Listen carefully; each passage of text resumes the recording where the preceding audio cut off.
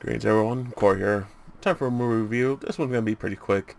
Went to go see Love Hurts in theaters, which, oh man, I gotta start remembering his name, but he's pretty much the father from Everywhere, Everything Everywhere All at Once. He was Short Round, of course, back in the day, Indiana Jones.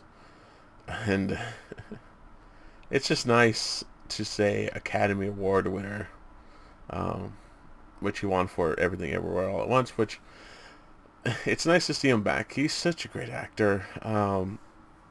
Just the fact that he could, switch on and off from being like super nice to more serious to just like he has an aura to him that he definitely channels pretty well.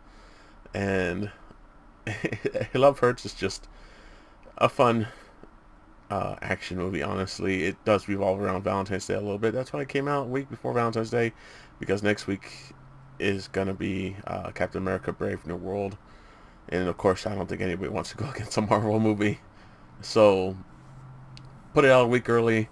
Highly recommend it.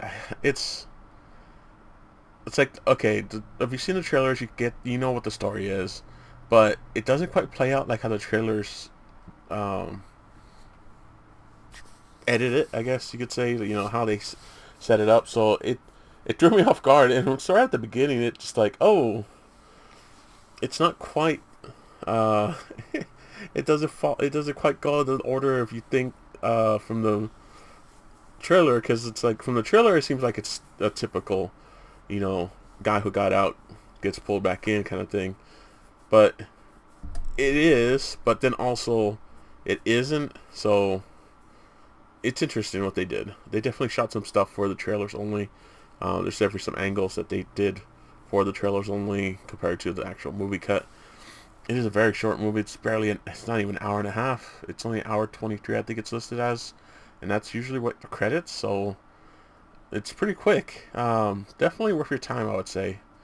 You don't have to see it in the theater because I know movie tickets are expensive, but if you're just looking for something like a fun action movie, it has some nice wit. The writing's not awful at all. Like, it's actually pretty good. Some of the writing for what it is, which we've all seen the story before, so we kind of all know what's going to happen. Well, roughly what should happen. And there's some good surprises. The action is really incredible. This was it north of 87 or something like that, or 87 North, something like that. I believe they're the production company or the choreographers on this. They have a cool little stick animation intro, which reminds me, because I'm older, like old stick fighting animations back in the early 2000s, even before that, when the internet first started getting popular. Um, it's definitely showing my age, but yeah, it's a fun movie.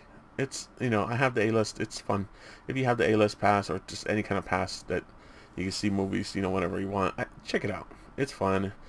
Music's good. Action is, if you just want some crazy action, it's definitely worth it. There's a lot of action, some funny scenes. It's definitely R-rated, so they don't shy away from some of the violence and language and stuff like that. But it just works. Like, honestly, it just works. Like, it doesn't feel forced. It doesn't feel too corny. Like, yeah, there are corny parts put to it, but it's just works. Everything just works.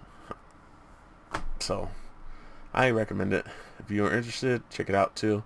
But like I said earlier, next week, Captain America: Brave New World. Hopefully, it lives up to it, because the Captain America movies have always been great. So next week, guys. Later.